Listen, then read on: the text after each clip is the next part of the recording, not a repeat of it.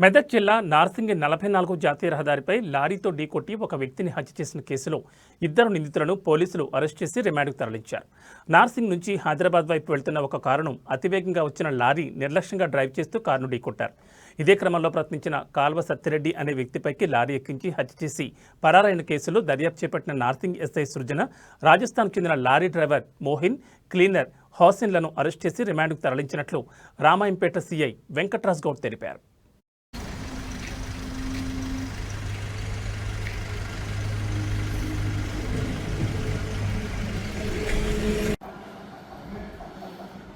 నిన్నటి రోజున మాకు ఒక కంప్లైంట్ వచ్చింది. దాంట్లో కంప్లైంట్ పేరు వచ్చేసి గల్వ వెంకటరెడ్డి గారు వాళ్ళ కుటుంబ సభ్యులతో పాటు, అనగా వాళ్ళ బ్రదర్ సత్యరెడ్డి మరియు వాళ్ళ అక్క బావతో పాటు బిక్నూర్ మండలం తిప్పాపూర్లో వాళ్ళ బంధువుల ఫినరల్స్కి అటెండ్ అయ్యి తిరిగి హైదరాబాద్కి వెళ్తుండగా మార్గ మధ్యంలో వల్లూరు గ్రామశివారులో నేషనల్ హైవే 44 పైన లారీ డ్రైవర్, ఈ నేరంలో నిందితుడైనటువంటి లారీ డ్రైవర్ వీళ్ళ కారుకు హిట్ ఇవ్వడం జరిగింది.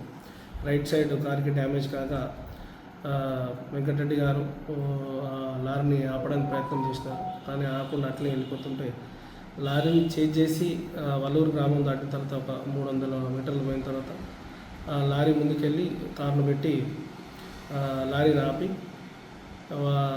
ఆపగా వాళ్ళ తమ్ముడు సత్తిరెడ్డి కారులోంచి దిగి లారీని డ్రైవర్ని దిగమని చెప్తుండగా లారీ డ్రైవర్ ఆపకుండా అతని పైనుంచి తీసుకెళ్తే చనిపోతాడని తెలిసి కూడా సత్యరెడ్డికి ఇట్టించి అక్కడ నుంచి పారిపోవడం జరిగింది. దాంతో ఆ సంఘటనలో సత్యరెడ్డి అక్కడికక్కడే మృతి చెందడం జరిగింది. దీని విషయంలో కేసు రిజిస్టర్ చేసి ఇన్వెస్టిగేషన్ చేయడం జరిగింది. ఈ ఇన్వెస్టిగేషన్లో భాగంగా ఈరోజు లారీని పట్టుకోవడం జరిగింది. అదేవిధంగా లారీ డ్రైవర్ మరియు క్లీనర్ని కూడా అదుపులోకి తీసుకొని ఈరోజు రిమాండ్కు తరలించడం జరుగుతుంది. కేసులో భాగంగా లారీని కూడా సీజ్ చేసి కోర్టులో డిపాజిట్ చేయడం జరుగుతుంది.